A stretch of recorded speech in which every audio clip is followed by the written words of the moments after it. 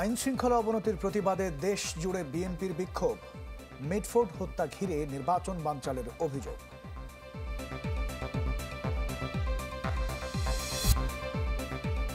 আওয়ামী লীগের নতুন পাহারাদার বিএনপি চাঁদাবাজ সন্ত্রাসীদের দলে পরিণত হওয়ার অভিযোগ এনসিপির।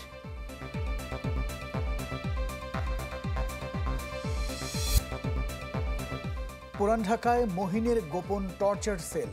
সলিমুল্লাহ মেডিকেলের কর্মচারী সমিতিতে সোহাগ হত্যার পরিকল্পনা। ডিসেম্বরের নির্বাচন ঘিরে দুই মেরুতে বিএনপি জামাত। সংস্কার ও বিচার ইস্যুতেও বিপরীত অবস্থান।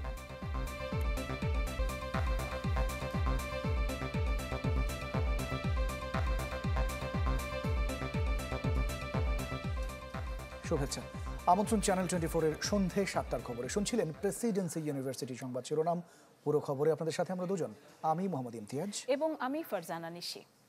আইনশৃঙ্খলা পরিস্থিতি অবনতি ও মব সৃষ্টি করে বিএনপির বিরুদ্ধে ষড়যন্ত্রের প্রতিবাদে রাজধানীতে বিক্ষোভ মিছিল করেছে দলটি। বিকেলে নয়াপল্টন থেকে শুরু হওয়া বিক্ষোভ মিছিল শেষ হয় শাহবাগে। আর এই কর্মসূচিতে অংশ নিয়ে বিএনপি মহাসচিব মির্জা ফখরুল ইসলাম আলমগীর বলেছেন যে মিটফোর্ড হত্যাকাণ্ড পরিকল্পিত, নির্বাচন বিলম্ব করতে ষড়যন্ত্রের অভিযোগ এই সময় তিনি করেছেন।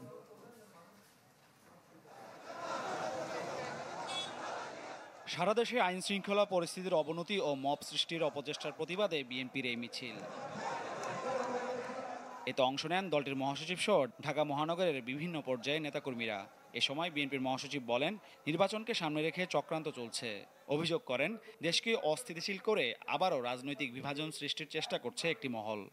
বাংলাদেশে এই 26শে ফেব্রুয়ারিতে নির্বাচন হতে হবে, যেটা আমাদের তারেক রহমান সাহেব প্রধান উপদেষ্টার সঙ্গে লন্ডনে আলাপ করে ঠিক করেছেন। এর কোনো ব্যতিক্রম হবে না। আর তারপরে তোদের মাথা বিগড়ে গেছে যখন প্রধান উপদেষ্টার সঙ্গে তারেক রহমান সাহেব নিশ্চিন্ত করে ফেলেছেন যে এইবার নির্বাচন হবে, তখন থেকেই তাদের মাথা বিগড়ে গেছে। এর আগে নয়াপল্টন থেকে মিছিল করে ছাত্রদল। সে সময় সংগঠনটির শীর্ষ নেতারা দাবি করেন, বিএনপি ও তারেক রহমানের বিরুদ্ধে ষড়যন্ত্র করছে একটি গুপ্ত সংগঠন। ক্যাম্পাসগুলোতে মব তৈরির বিরুদ্ধে, যে মব ক্রিয়েট করা হচ্ছে গুপ্ত সংগঠন কর্তৃক, তার বিরুদ্ধে আমরা আজকে প্রতিবাদ জানাচ্ছি রাজপথে। মিছিলটি নয়াপল্টন থেকে শুরু করে শাহবাগে গিয়ে শেষ হয়। সোমবার সকালে গুলশানে সংবাদ সম্মেলনে কথা বলেন বিএনপির মহাসচিব মির্জা ফখরুল ইসলাম আলমগীর। বলেন, মিটফোর্ড হত্যাকাণ্ডকে রাজনৈতিক স্বার্থ সিদ্ধির জন্য ব্যবহার করে নির্বাচনের পরিবেশকে বিঘ্নিত করার পরিকল্পনা কিনা তা সন্দেহ রয়েছে। পরিপূর্ণভাবে এটা একটা ষড়যন্ত্রমূলক চক্রান্তমূলক ঘটনা। আমাদের দল এবং আমাদের চেয়ারপারসনকে, দলীয় চেয়ারম্যানকে আপনার চিহ্নিত করার ব্যাপারে দেশে গণতন্ত্র পুনঃপ্রতিষ্ঠার প্রত্যয়ে ঐক্যবদ্ধ জাতিকে বিভক্ত করার ষড়যন্ত্রকারীদের মুখোশ আজ উন্মোচিত। এই অপরাজনীতি প্রতিহত করার ক্ষেত্রে সরকারের উদাসীনতার প্রতি আমরা তীব্র ক্ষোভ প্রকাশ করছি। বিএনপির মহাসচিব আরও জানান, এই হত্যাকাণ্ড অনুসন্ধানে বিএনপির পক্ষ থেকে গঠিত তদন্ত কমিটির প্রতিবেদন জনসম্মুখে প্রকাশ করা হবে। যদি কোনো বাধা আসে তবে সেটা আমরা ঐক্যবদ্ধ গণতান্ত্রিক শক্তির মাধ্যমে প্রতিহত করব ইনশাআল্লাহ। মাহফুজ কামাল, চ্যানেল 24, ঢাকা। এদিকে মব সৃষ্টির অপচেষ্টা, শিক্ষা প্রতিষ্ঠানের পরিবেশ নষ্ট করা এবং আইনশৃঙ্খলা পরিস্থিতির অবনতির প্রতিবাদে দেশের বিভিন্ন স্থানে বিক্ষোভ মিছিল ও সমাবেশ করেছে ছাত্রদল। দুপুরে বরিশালের সরকারি বিএম কলেজ থেকে বের হয় বিক্ষোভ মিছিল। পরে নথুল্লাবাদ বাসস্ট্যান্ড হয়ে সিএনবি রোড চৌমাথায় গিয়ে শেষ হয় এটি। সেখানে সমাবেশে বক্তারা অভিযোগ করেন, দেশে মব সৃষ্টি করে ষড়যন্ত্র করছে একটি চক্র।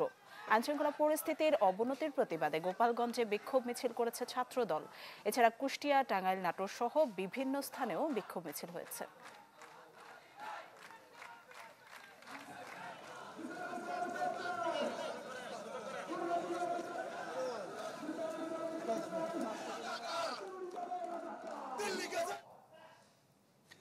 এর আগে রাজধানীর গুলশানে সংবাদ সম্মেলনে বিএনপি মহাসচিব মির্জা ফখরুল ইসলাম আলমগীর অভিযোগ করেছেন, ব্যবসায়ী সোহাগ হত্যার ঘটনা রাজনৈতিক স্বার্থ হাসিলের জন্য ব্যবহার করা হচ্ছে। তিনি আরও জানিয়েছেন, মিটফোর্ড হত্যার কারণ অনুসন্ধানে কমিটি করার সিদ্ধান্ত নিয়েছে বিএনপি। তদন্ত শেষে জনসম্মুখে প্রকাশ করা হবে প্রতিবেদন। সুপরিকল্পিতভাবে দেশের বৃহত্তম জনপ্রিয় দলের বিরুদ্ধে কুৎসা রটনা উদ্দেশ্য প্রণীতভাবে দলের শীর্ষ নেতা, যিনি শুধু একজন ব্যক্তি নন, যিনি দীর্ঘ 1.5 যুগ ধরে পরিচালিত স্বৈরাচার পতন আন্দোলনের প্রধান নেতা, সাফল্যের কারিগর, গণ অভ্যুত্থানের প্রাণপুরুষ, তার বিরুদ্ধে অশ্লীল কুরুচিপূর্ণ এমন বক্তব্য প্রদানের বিরুদ্ধে আমরা তীব্র প্রতিবাদ, নিন্দা ও ঘৃণা প্রকাশ করছি। চলতি বছর বড় ধরনের অপরাধ বাড়েনি, এক বিবৃতিতে এই দাবি করেছে প্রধান উপদেষ্টার প্রেস উইং। বিবৃতিতে বলা হয়, পুলিশ সদর দফতরের তথ্য অনুযায়ী গত 10 মাসে বড় ধরনের অপরাধের প্রবণতা স্থিতিশীল, তবে কিছু নির্দিষ্ট অপরাধ সামান্য বৃদ্ধির প্রবণতা লক্ষ্য করা গেছে। প্রেস উইং জানায়, অপরাধের হার উল্লেখযোগ্যভাবে বেড়েছে। বিভিন্ন গণমাধ্যমে প্রকাশিত এমন খবরে জনমনে আতঙ্ক ও নিরাপত্তাহীনতা দেখা দিয়েছে। নাগরিকদের সতর্ক থাকার পাশাপাশি আইনশৃঙ্খলা বাহিনীর ওপর বিশ্বাস রাখতে আহ্বান জানায় প্রেস উইং। পুরান ঢাকার ব্যবসায়ী হত্যায় ধীরে ধীরে বেরিয়ে আসছে চাঞ্চল্যকর তথ্য। চ্যানেল 24-এর অনুসন্ধানে মিলেছে, ঘটনার 2 দিন আগে সোহাগকে হত্যার পরিকল্পনা করা হয় সলিমুল্লাহ মেডিকেলের 4র্থ শ্রেণীর সরকারি কর্মচারী সমিতির কার্যালয়ে। দর্শক, কিছুক্ষণ আগে যেমনটি বলছিলাম, এই নিয়ে প্রক্রিয়াধীন রিপোর্টটি আমাদের হাতে এসেছে, আমরা এখন দেখে নিব। জীবন ঝুঁকি থাকায় আড়াল থেকেই চ্যানেল 24-এর সঙ্গে কথা বলেন মিটফোর্ডে ব্যবসায়ী হত্যার এই প্রত্যক্ষদর্শী। জানান, সোহাগ হত্যার পরিকল্পনা হয় 2 দিন আগেই। এই ভিডিওতে হত্যায় জড়িত যাদের দেখা যাচ্ছে তাদের অধিকাংশই ছিলেন ওই গোপন বৈঠকে। অনুসন্ধানের এক পর্যায়ে খোঁজ মিলে সোহাগ হত্যার নেতৃত্ব দানকারী মাহমুদ হাসান মাহিনের গোপন টর্চার সেলের। আমি যেখানে দাঁড়িয়ে আছি এটি মিটফোর্ড হাসপাতাল সংলগ্ন একটি ভবনের 3য় তলা, যেখানে মহিন তাদের কথার অবাধ্য যারা হতো তাদেরকে ধরে এনে মারধর করত, টর্চার চালাতো। এই ধরনের ভুক্তভোগী কিন্তু আমরা পেয়েছি। এটা ওনারা এই সমস্ত আড্ডা মোটে এটাই ওনাদের ছিল মেন অফিস মহিনের। এখানে কি মানে মানুষজনের নিয়ে আসা মাইর দূর করা হইতো, যেমন আমরাও মাইর খেয়েছি, আমাদেরও বাসায় 3 বার লোক যাওয়া হয়েছে। কক্ষটিতে ছড়িয়ে ছিটিয়ে ছিল বিভিন্ন জিনিসপত্র। মহিন গ্রেপ্তারের পর যেখানে লুটপাট চালায় একটি পক্ষ। মহিন সিন্ডিকেটের কবলে পড়া অনেকেই চ্যানেল 24-কে জানান নির্যাতনের ভয়াবহতা। হাসপাতাল প্রাঙ্গণ থেকে শুরু করে ফুটপাত, দোকানপাট সবখানে ছিল তাদের দৌরাত্ম্য। কোনো দলের লোকে নাই, কাজ করি ভাত খাই, আমার কি অপরাধ তোরা আজকে আমার দোকানটা নিয়ে নি। আমি মহিনের ক্লাবে যাই ওর কাছে অনুরোধ করছি, অপু মহিন এদেরকে আবিজাবি জিনিস দিয়ে আমার বলে যে আমি ব্যবসা করি, আমি খাই, আমি এন করি তেন করি। আমার অনেক মার দিছে। তা মারার পর যে ভাই হারা গেছে, তারপর আমার মালিকের যে এক বড় ভাই উনি গেছে পর, তারপর আমার মারামারি ছেড়ে দিছে। গণ অভ্যুত্থানের পর বহিষ্কৃত যুবদল নেতা মহিন ভুক্তভোগীদের আওয়ামী দোষর আখ্যা দিয়ে চালাতো নির্যাতন আর চাঁদাবাজি। আমাকে ব্ল্যাকমেল করছে, শুধু একটা কোনো এমপির সাথে না, কোনো মন্ত্রীর সাথে না, কোনো সাথে না, খালি পিছে আওয়ামী লীগের একটা ব্যানার। আমি আওয়ামী লীগ করি এটা বইলা আমার বলছে তুই আওয়ামী লীগ করস, এটা বইলা আমার বিগত 6 মাস আমার খালি দৌড়ের উপর রাখছে। স্থানীয়রা জানান, বছরের পর বছর সোহাগ ও মহিন একসঙ্গেই চলাফেরা করত। আধিপত্য ও বাগবাটোয়ারার দ্বন্দ্বে গেল 2 মাস ধরে দূরত্ব বাড়ে তাদের, যা শেষ পর্যন্ত গড়ায় নির্মম হত্যাকাণ্ডে। কাজী ফয়সাল, চ্যানেল 24, ঢাকা। 2026 সালের ফেব্রুয়ারি 9 চলতি বছরে জাতীয় নির্বাচন সম্ভব, তবে সরকারের প্রতিশ্রুতি অনুযায়ী নির্ধারিত সময়ের মধ্যেই ভোট হবে বলে বিশ্বাস বিএনপির। দলটির স্থায়ী কমিটির সদস্য সালাউদ্দিন আহমেদের আশা, সংস্কার প্রশ্নে দীর্ঘদিন চলা আলোচনার অধ্যায় অচিরেই শেষ হবে। শাহনিয়াজ বাবলুর রিপোর্ট। গেল মাসে লন্ডনের ডরচেস্টারে প্রধান উপদেষ্টা ডক্টর মোহাম্মদ ইউনূস ও বিএনপির ভারপ্রাপ্ত চেয়ারম্যান তারেক রহমানের বৈঠকের পর সরেছে সমকালীন রাজনীতির কালো মেঘ। যদি প্রস্তুতি সম্পূর্ণ হয়, সংস্কার হয়ে যায়, তাহলে সম্প্রতি নির্বাচনের বিষয়ে সরকারের পক্ষ থেকে আবারও ইঙ্গিত দেয়া হয় সময়ক্ষণ ও প্রস্তুতির। সব প্রস্তুতি উনি নিতে বলেছেন বাই ডিসেম্বর। নির্বাচন নিয়ে সরকারের নাড়াচাড়ায় আপাতত আশ্বস্ত হচ্ছে বিএনপিও। দলটির স্থায়ী কমিটির সদস্য সালাউদ্দিন আহমদ মনে করেন, সামনের বছরের ফেব্রুয়ারি নয়, এবছরেই সম্ভব জাতীয় নির্বাচন। নির্বাচন ফেব্রুয়ারি কেন, তারও অনেক আগে করা সম্ভব। তো যেহেতু একটা সমঝোতা হয়েছে, সেই জন্য আমরা মনে করি এই ফেব্রুয়ারির প্রথমার্ধে রমজান শুরু হওয়ার আগের সপ্তাহে করার বিষয়ে যে একটি সম্মতি এসছে, সেটাতে নির্বাচন অনুষ্ঠান করা খুবই সম্ভব। আমরা আশাবাদী। নির্বাচনী রোডম্যাপ নিয়ে আপাতত পরিস্থিতি শান্ত থাকলেও সংস্কার প্রশ্নে ঐকমত্য কমিশনের সংলাপ চলছে ধারাবাহিকভাবে। বিএনপির অন্যতম এই নীতি নির্ধারক মনে করেন এই আলোচনার চ্যাপ্টার শেষ হবে দ্রুতই। এই সংস্কার বিষয়ক যে আলোচনা জাতীয় ঐকমত্য কমিশনে, সেটা কিছুটা টাইম কনজিউমিং হচ্ছে। সেটা আরও সুচারুরূপে যদি সভা পরিচালনা করা যায়, আমি মনে করি আরও অল্প সময়ের ভিতরে, মানে এটা যুক্তিসঙ্গত সময়ের ভিতরে সেই সংস্কারের আলাপ আলোচনা সমাপ্ত হবে বলে বিশ্বাস করি, এবং তার মধ্য দিয়ে জাতীয় সনদ বলি বা জুলাই সনদ বলি সেটা প্রণয়ন করা সম্ভব হবে। সালাউদ্দিন আহমদ বলছেন, অতীতের মতো রাজনীতির মাঠে ফের শুরু হয়েছে প্রতিপক্ষকে ঘায়েলের খেলা, যা জুলাই চেতনার সাথে সাংঘর্ষিক বলে মনে করেন তিনি। আমরা যে পরিমাণ সহযোগিতা দিয়ে যাচ্ছি প্রথম থেকে এই পর্যন্ত, ঐকমত্যের স্বার্থে যে পরিমাণ ছাড় দিয়ে যাচ্ছি আমরা, তা আমাদের সর্বোচ্চ সহযোগিতা আছে। সুতরাং আমাদের অসহযোগিতার বিষয়টি বলাটা আসলে আমাদের প্রতি অবিচার করা। শাহনেওয়াজ পাবলু, চ্যানেল 24, ঢাকা। মৌলিক সংস্কার এবং লেভেল প্লেইং ফিল্ড ছাড়া যেন তেন নির্বাচনে যাবে না জামাত ইসলামী। শীর্ষ নেতারা বলছেন যে এখন পর্যন্ত সুষ্ঠু নির্বাচনের পরিবেশ নিশ্চিত করতে পারেনি সরকার। নৈরাজ্য চলমান থাকলে এবং প্রশাসন নিরপেক্ষ না হলে প্রয়োজনে দেশের স্বার্থে রাজপথে নামবে দলটি। মাহফুজ কামাল জানাচ্ছেন পুরোটা। নির্বাচনী রোডম্যাপ ঘিরে যখন জোর আলোচনায় ফেব্রুয়ারি, তখন ডিসেম্বরের মধ্যে প্রস্তুতি নেওয়ার নির্দেশ দিয়েছেন প্রধান উপদেষ্টা। এটিকে বিএনপি ইতিবাচকভাবে নিলেও খানিকটা বিপরীত অবস্থানে বাংলাদেশ জামায়াত ইসলামী।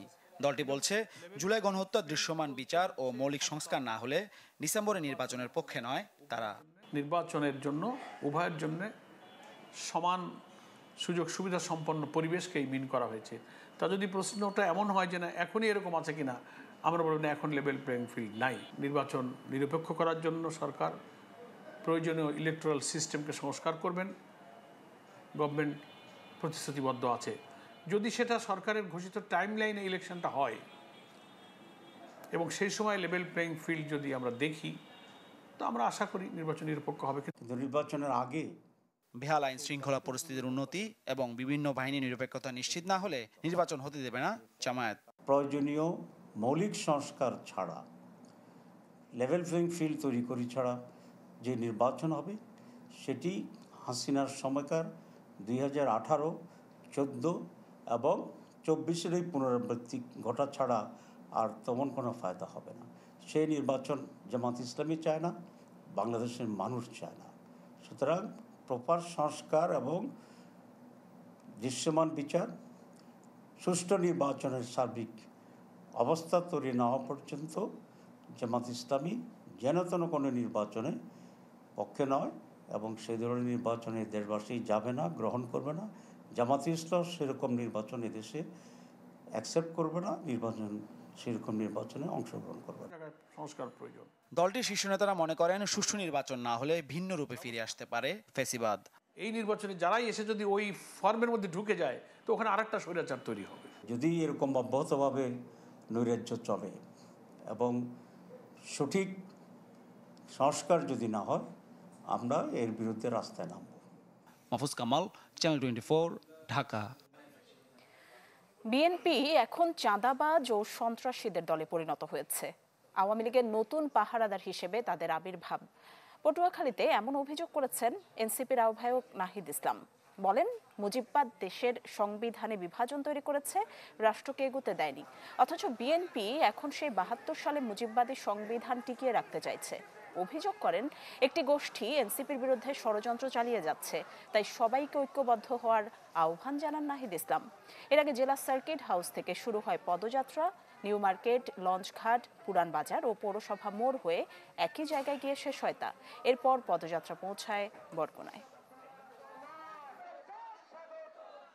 যখন আমরা এই পদযাত্রা শুরু করছি, যখন আমরা প্রত্যেকটি জেলায় যাচ্ছি, যখন মানুষের বাক ভরা উচ্ছ্বাস আমাদের প্রতি, মানুষের স্রোতের মতো আমাদের মিছিলে এসে মিশতেছে, তখন আমাদের বিরুদ্ধে তৈরি হয়েছে ষড়যন্ত্র।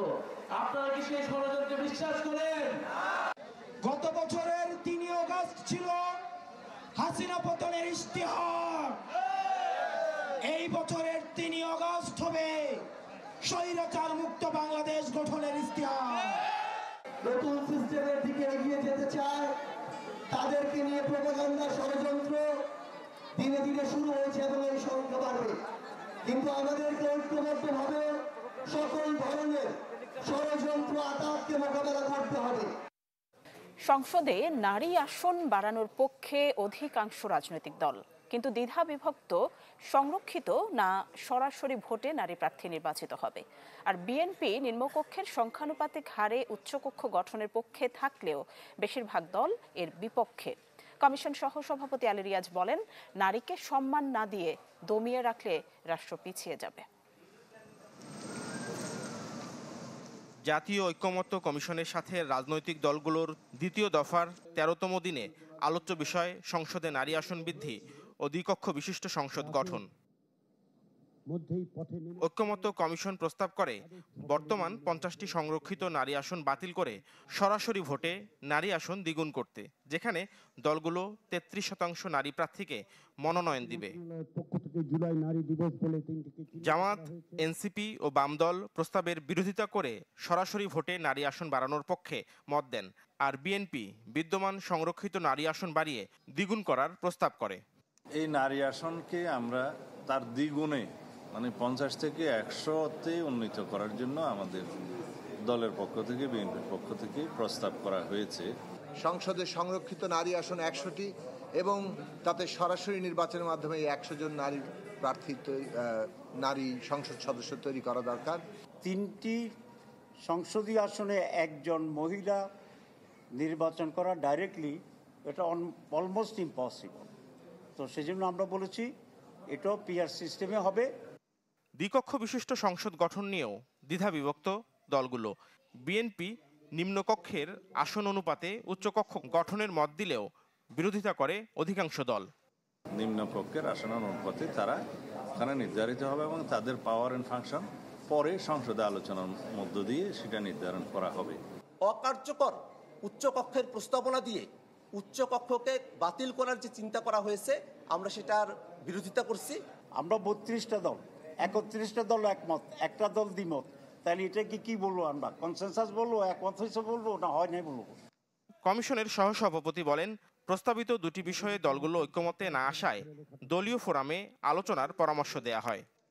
আমরা আশা করছি যে রাজনৈতিক দলগুলোর কাছ থেকে পাওয়া প্রস্তাব আমাদের উত্থাপিত প্রস্তাব অর্থাৎ কমিশনের উত্থাপিত প্রস্তাবকে মিলিয়ে সমন্বয় করে আমরা একটি গ্রহণযোগ্য জায়গায় যাওয়ার জন্য চেষ্টা করতে পারব।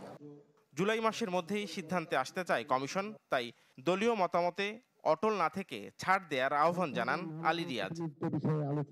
নাফিউল ইসলাম লিংকন, চ্যানেল 24, ঢাকা।